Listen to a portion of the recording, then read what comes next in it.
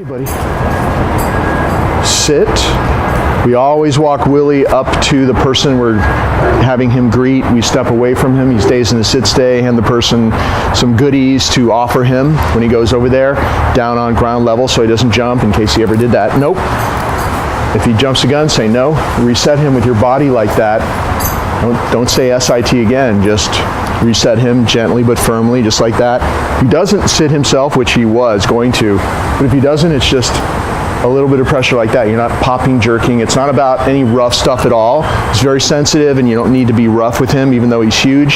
He's very good at following your lead, as you can see through this video. So I stepped over, got the treats, I'm coming back, and I'm not holding him, so he's really sitting. Go say hi, he gets a treat, he gets petted, come! Good, he knows his person, of course, but sit. We've been doing it with people all over the place, so that's why he's so good at this right now. And you can even throw in, if you're practicing with people he knows, family members, and I think the two of you main people in the family should trade off. One of you do this part, the other do that, and then vice versa. Throw in a little sit stay where you walk around him. Do it out in the driveway where you're going to introduce him to other new people that come into your apartment. Never do it inside, and then you all come in together. Go. Come. And I'm just going to do it. Oh, dropped a piece. I'm just going to do it 3 times here, but you could do it 5 times or whatever you want. Sit. And everybody that he meets this way gives him a gift. I would have new people. Nope. He thought he saw something over there. I would have new people not pet him. You don't have to touch a dog to bond with him and to make him think that they're cool. Sometimes it's much better not to do anything too soon, to touch him too soon. Just have him come over, hey, here's a treat, and don't do anything else. He probably will get more comfortable with somebody faster when they don't try to pet him until he's comfortable with them. Then they can do it later. Go. One last time. Come. Good. So we get to practice our little come command, sit as well in this whole thing, and do those walk around sit stay and the sending over, and it's just a great structured way to meet new people. Pick a place in front of your house, always do it there, an open, more neutral spot. Anything's more neutral than inside your apartment where people come through the doorway. That's going to put them on guard. So take him out, they're standing there, do it the same place that you and your family members or people that he knows have done it with him. So the only thing that's different is there's a stranger there, but he knows, well, I know how this goes, even though I don't know that person. I know this is a fun game. Pretty soon he's going to start looking forward to anybody that's there because he gets to play this fun game with new people, and that's how you change his perception over time about what it means to meet people that come to your house. Here we go. Sit. You always walk him up to the mat, have him sit. We're going to do it out here because it's a more open area, easier for us to film, but you're going to be doing this inside your house. So you have him sit. Make sure you're never restraining him like this. It's always a loose leash. If he pops up before you send him over, you tap it. Tap and release. He's very sensitive, so you don't have to do anything that's takes a lot of muscle. He's going to be on your left as usual. With your right hand, you're going to tap his chest. See how he's really anticipatory? We want to work on that. We want him to be much calmer and just be like, like the Buddha. Like, see how he's doing that? No. Like really waiting, not ready to jump the gun like he is now. You just keep practicing like this, and you'll see he will get better daily because he's really catching on quickly. So the leash is loose. Your right hand goes down there. Go to your mat, walk over with him, say down. Even though he'll go down by himself, keep saying the commands because you're going to need him to somewhere else where it's not so familiar to go down, and so you don't want to have him doing anything where he's just on automatic pilot. He's always used to you saying the command. He knows it's connected with that move, and so he does it everywhere. Good. See how I'm rewarding him? Calmly place it on the mat, even pause down there for a second or two, withdraw, he takes it off the mat. And you can do stuff like, just start with easy stuff. Basic downstay.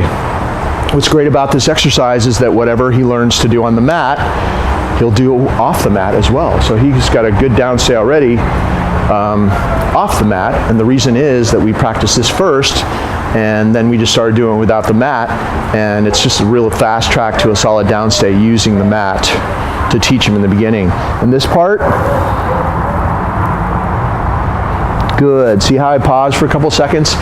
You want to focus on that silence right there, that extreme focus. You want to really accentuate that pause where he's really waiting for you. He's not grabbing it, he's not touching your hand, he's really waiting for you to withdraw, and he takes it off the mat. Always reward overhand, just the way you see me doing it.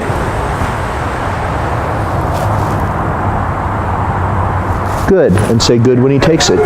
Because when you say good, and so there's a fly buzzing around that he was about to snap at.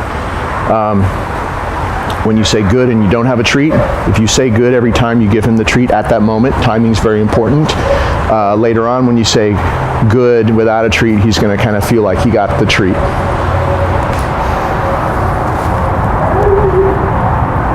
Good, just like that. And now I'm just going to drop the leash and do something to show you. I'm going to walk over there, leave the yard. He might make a mistake, and then I'll show you how to deal with a mistake. So if you're going to do something that you think might be difficult for him to handle, it's okay before you do it. See, already made a mistake. No. He put himself back. This is just all about him developing a higher level of focus. You're going to try new things. He's going to make mistakes. You're going to fix it, and then he's going to be fine in that situation. Then you're going to move on. So we're going to just go out this gate. This is a gate where he's free in this yard. He follows us to it when we leave. When we come in, he's here all happy and wagging his tail. So he's not used to staying in a downstay when we're coming in and out of this crate. So this gate. So this is hard for him. So before I do this, I'm going to say down. Nope. And see, just opening the gate will trigger him to pop up because he's used to running over there when he's free in this yard.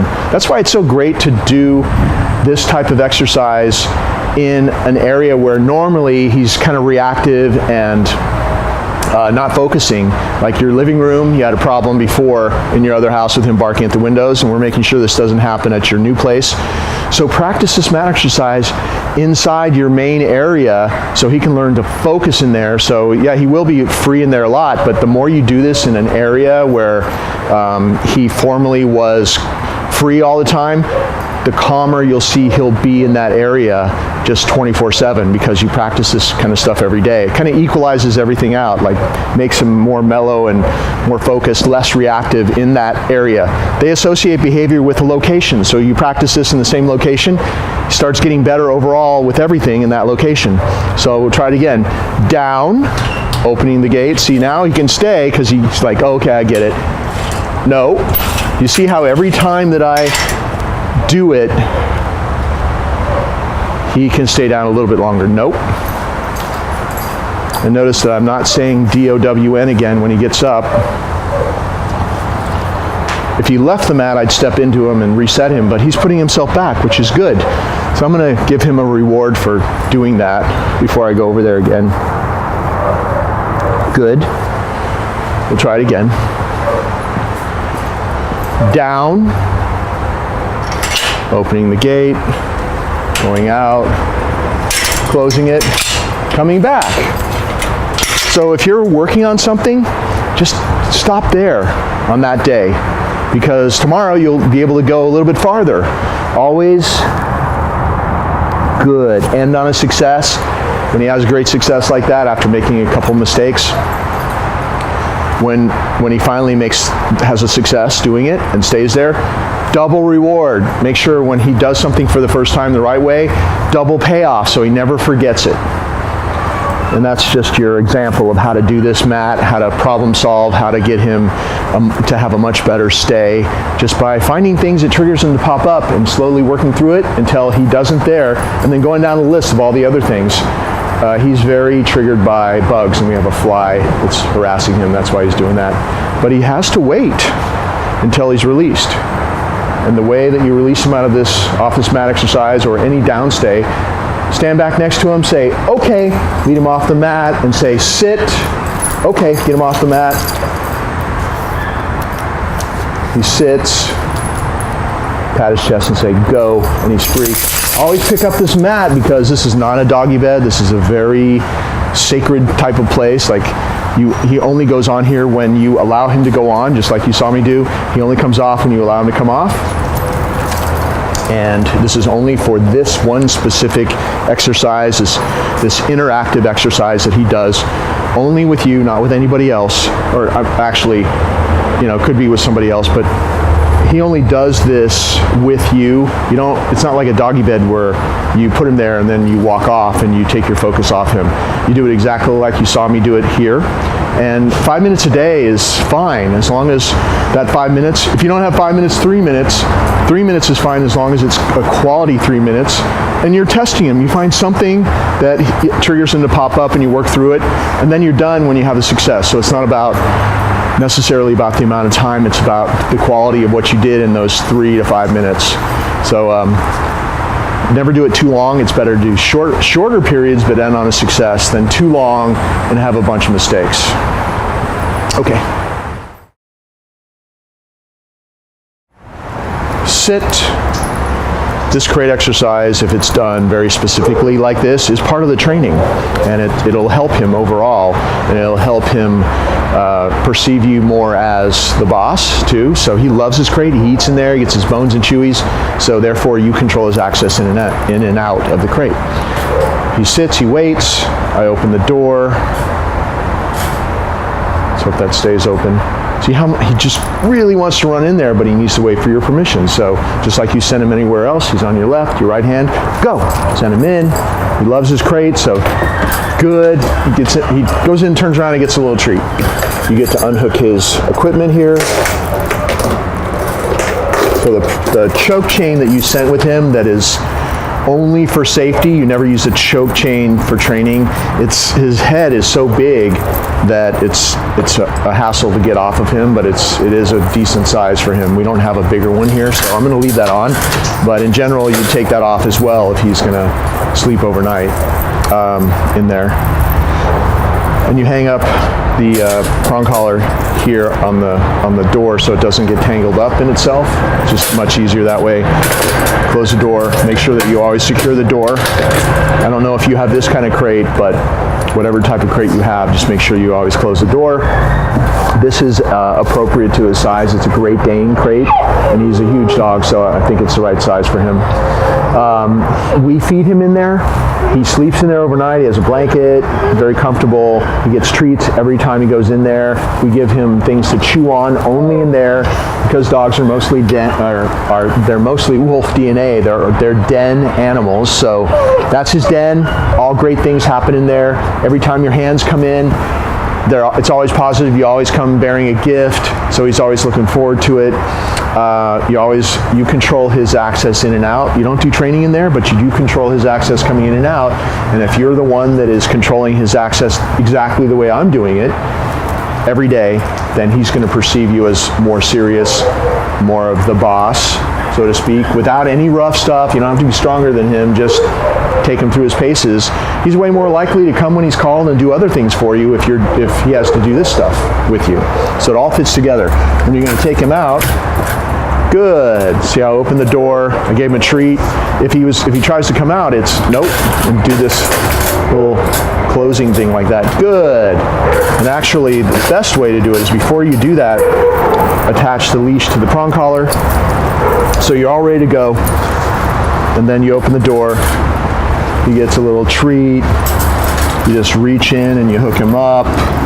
And remember, this prong collar always goes right below his ears. Nope, it's always the collar that's above the other collar, so it's right there.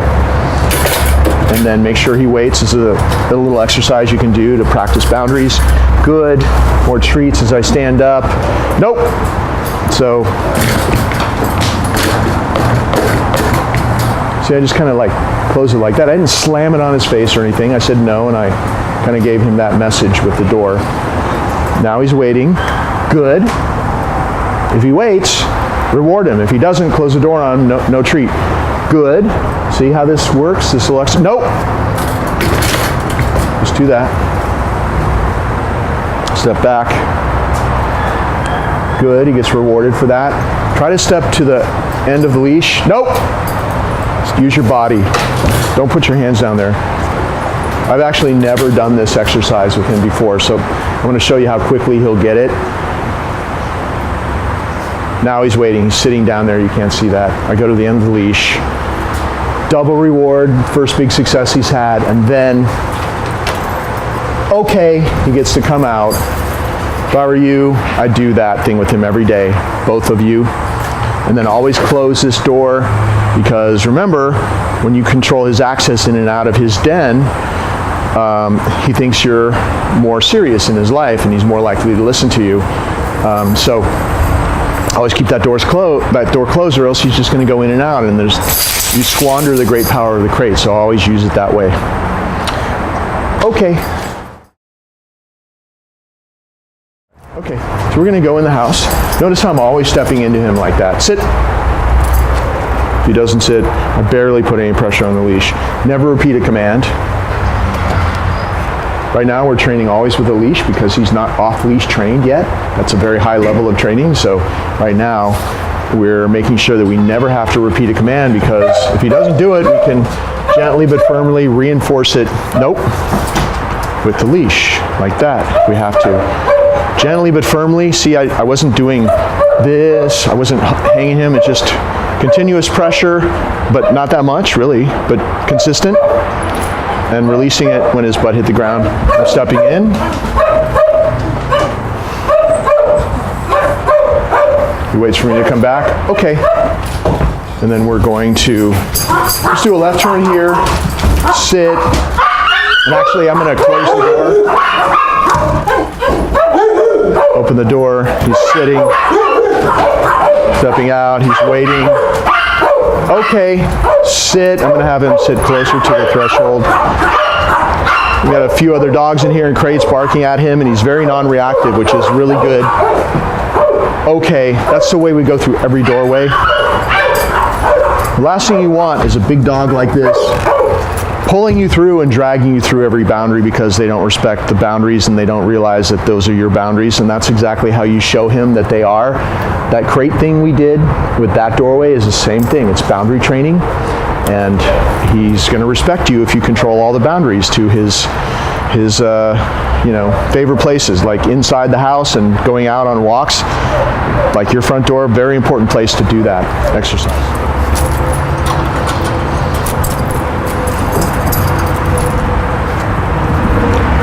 This is one of the hardest boundaries because it's the gate that goes out into public on the street.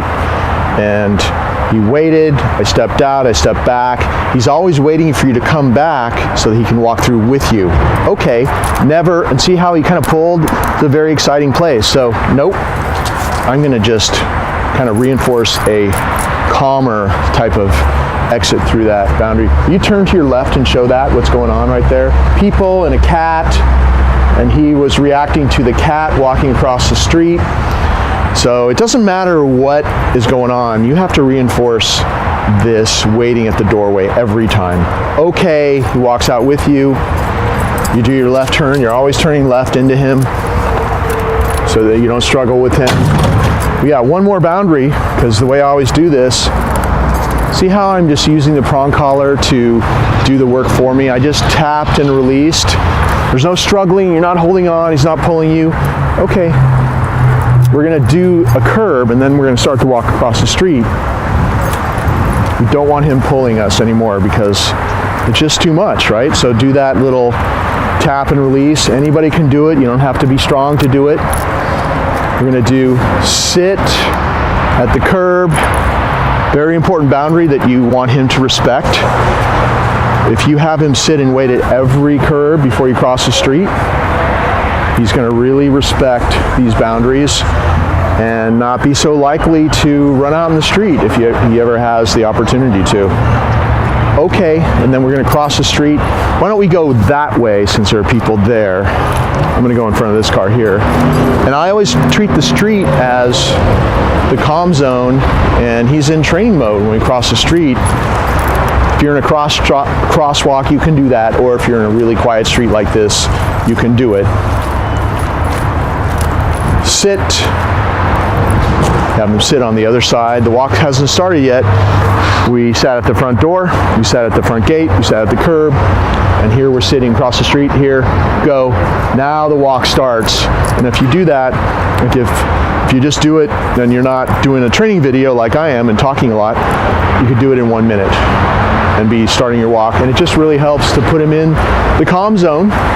And then the first distraction you see, and you don't have to show up, there are people behind the camera person, come, call him away. Good, that's your go-to command now. It's not dragging him away, it's not going like this, because any of that stuff is gonna make him pull away from you. But use the commands, come, draw him away, like that, good. Always take the leash, step into him, use your body to get him out of there, and it's always like that. If you're gonna walk him, you switch hands like that. Use your body to always step into him. If I need to go right, I'm not gonna go like this. I'm gonna use that as an opportunity, okay, to go left. Body language. See how turning into him keeps him right next to you. It draws him back next to you. Sit and go. All the while he's distracted by the goings on behind the camera. Come on, buddy, we're gonna go this way though. It's a stormy day, it's about to rain, it's really windy. We're here at a Christmas tree place. You see the way he is, he's kind of nervous out in public, and show up here, what's going on here, just show. So if I'm out in public with him, come, he looks at something, I call him away. Good, because I want his reaction, since you've told me that he's kind of nervous out in public like this. Come, see how that guy, you didn't see it, he walked around the front of that car, was coming towards us for a second. I called him away. You saw his ears perk up, it's because the guy was walking towards us. The leash is always loose. Now we have more people walking. Come, see that? That's what you want to do out in public. It will make him a lot more calm over time, because now he's looking at more people. Come. Good. He turns away from them. He moves away from them towards you. He gets a reward for that. The leash stays loose. Worst case scenario, like we got this. Come. Call him away. You see that? Somebody, you know, there's people everywhere here and yelling and shouting, and you call him away and step into him and leave the scene because it's a little too nerve-wracking. I don't know if he cares about motorized vehicles, but you know, anything like that, come, call him away and practice your recall, give him a big reward, step into him and get him out of there, because he's not ready for a ton of people to be walking past him and people touching him and stuff. So you want to do it this way. No restricting of the leash. This stresses a dog out. This stresses him out and will create a problem in that situation. So use your come command so that he's always seeing something, and now his new job to do, instead of protecting you like you're an object to guard, now his job is like, hey, there's one, I found one, turning his back on it, coming back to you, getting paid. That's his new job to do. Spotting him, coming back to you, getting paid for spotting those distractions that are all around you. Much healthier way to deal with distractions on the street for him. Come.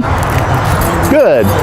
If he looks at somebody or something, do what I just did. See, I was watching him. I knew he was going to spot that guy.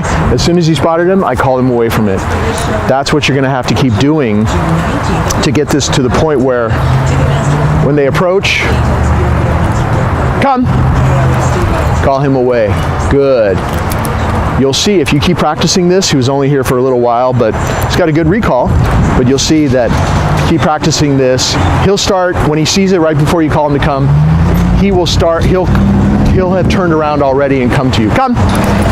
Just like that. It's a desensitization exercise. It works really well, and you'll see it starts to work pretty quickly if you keep doing this, what I'm doing here. Okay, bud, let's go. Come on, buddy.